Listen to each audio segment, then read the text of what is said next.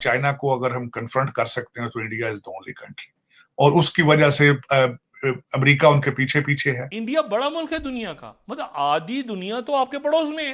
लेकिन ये तो हकीकत है कि भारत की इस वक्त जो पोजीशन है पूरी दुनिया के लिए बहुत अहमियत की हामिल है, और हर मुल्क उस ताल्लुकात बनाना चाह रहा है। खुद गल्फ़ कंट्रीज़ जो हैं, हमारे मुस्लिम ममालिक जो हैं, वो भी ताल्लुकात बनाना चाह रहे हैं।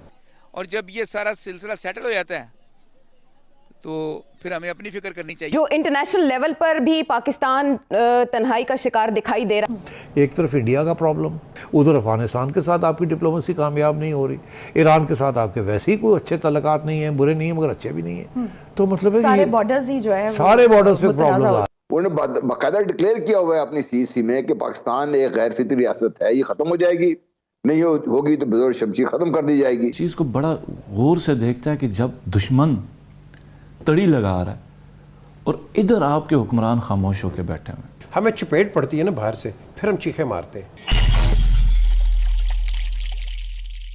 और चाइना के क्लैशेस हुए हैं। अब ये कहा जा रहा है कि शायद एलओसी के ऊपर भी थोड़ा सा जिसे कहते हैं गर्मा गर्मी हो और हीट अप किया जाए। सर क्या देख रहे हैं फ्यूचर में कि चाइना क्या चाहता है? हिंदुस्तान क्योंकि ज़्यादा तेज़ी से प्रोग्रेस कर रहा है, अगर हम चाइना को देखते हैं, पाकिस्तान से तो खैर बहुत ही आगे है, लेकिन इस वक्त चाइना से भी आगे है, तो क्या इन फ्यूचर आपको नजर आ रहा है? देखें, इस वक्त जो भारत की तरक्की है वो तो नजर आ रही है, तो रिटन एवरीवेयर। जिस तरीके से उन्होंने चीजों को मैनेज करते हैं, IT, they are almost have a monopoly on IT business.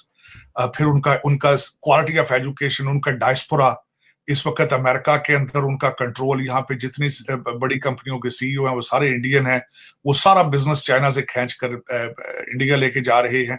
ये सारी चीजें, सारे इंडिकेशंस हैं कि उनकी तरक्की अगले फ्यूचर में राइज करेंगे। और दूसरा सबसे बड़ा जो एक उनका एक एज है जिसमें वो बहुत आगे हैं एशिया में, अमेरिका को उन्होंने बावर करा दिया है कि चाइना को अगर हम कन्फ्रंट कर सकते हैं तो India is the only country, और उसकी वजह से अमेरिका उनके पीछे पीछे है। तो ये उन्हीं चीजों को रिएक्शन है कि China was looking weak, they were looking defensive, लेकिन मेरे ख्याल में China wanted to tell them कि it's not that easy, we are still strong. और दूसरा एक मैं यहाँ पे ये बताना, जो चाइना की इकोनॉमी इज सफरिंग बैडली, उनका जीडीपी ग्रोथ बहुत नीचे है, और उसके बाद उनका अभी तक कई बड़े शहर जो हैं वो कोविड की वजह से बंद हैं, सप्लाई चेन रिस्टोर नहीं हो रहा।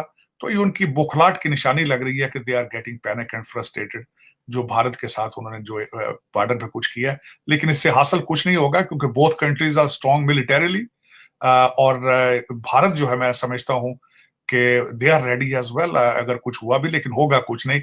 इस वक्त झड़प छोटी सी होगी, क्योंकि बोथ कंट्री समझते हैं अगर they will engage into the bigger conflict of war, their economies will collapse. So मेरे ख्याल में ये सिर्फ एक छोटा सा शो ऑफ ही था, to show off the power. और लेकिन चाइना को इंटरनल फ्रस्ट्रेशंस है कई फ्रंट पे, उसकी वजह से मेरे ख्याल में this is what they are doing. पिछले दिनों पे जिस तरह का इकोनॉमी भी उनकी ठीक नहीं है, सप्लाई चेन भी है, पॉलिटिकल भी उसमें, इन्हीं सारी वजूहात की वजह से पॉलिटिकल इंस्टेबिलिटी भी अंदर उनके है, इज़्तिराब मौजूद है चाइना के अंदर। तो मेरे ख्याल में उसी वजह से ये मुख्तलिफ जो मुमालिक हैं ऐसी चीजें करके अपनी अवाम की तवज्जो असल मसाइल से हटाकर किसी और पे करना चाहते हैं। तो मेरे ख्याल में this was one of that kind of thing. अब लेटेस्ट जो उसने 5 अगस्त 2019 को किया, और हमने वो भी तखीरों की नजर कर दिया।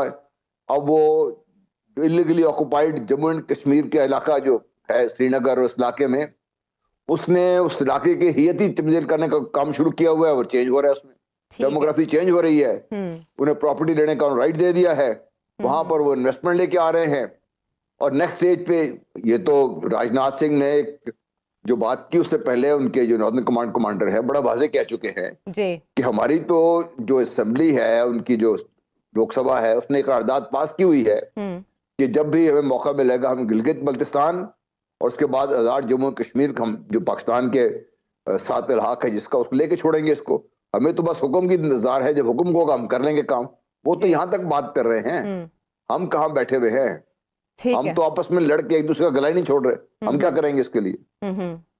अच्छा राना साहब, 1971 के बाद शायद ये पहली बार है कि इस कदर पोलराइजेशन है, हालात इस कदर ख़राब हैं, डिफ़ॉल्ट की बातें हमारे अपने वज़रा कर रहे हैं, और जो इंटरनेशनल लेवल पर भी पाकिस्तान तन्हाई का शिकार दिखाई दे रहा है, स्पेशली इंडिया को लेकर। जब जब हमने आलमी बरादरी से मुतालबा किया, चाहे वो कश्मीर का इशू हो या। नमस्कार दोस्तों, हमारे चैनल में आपका स्वागत है। आज के इस वीडियो में दोस्तों पाकिस्तान मीडिया को मजबूरी में इसे ही पर भारत की जम के तारीफ करनी पड़ी है। आज के इस वीडियो में पाकिस्तान मीडिया ये कह रहा है कि भारत अब बहुत ही इंपॉर्टेंट देश पूरी दुनिया के लिए बन चुका है। पूरी दुनिया के लिए भारत एक सबसे बड़ी मार्केट तो है ही है, जिसकी वजह से पूरी दुनिया भारत के साथ ट्रेड करना चाहती है। पर साथ ही में दोस्तों भारत एक बहुत ही ताकत और मिलिट्री पावर भी बन चुका है। पिछले कुछ सालों में हम लोगों ने देखा कि भारत ने किस तरह से चीन जैसे पावरफुल देश की सरहद पर बैंड बजा के रखी हुई है। पिछले कुछ सालों में पूरी दुनिया ने यह देखा है कि किस तरह से भारत ने अकेले दम पे चीन जैसे ताकतवर देश को कन्फ्रंट और कंट्रोल दोनों किया है, और उसकी वजह से पूरी दुनिया को भारत का लोहा मानना पड़ा है।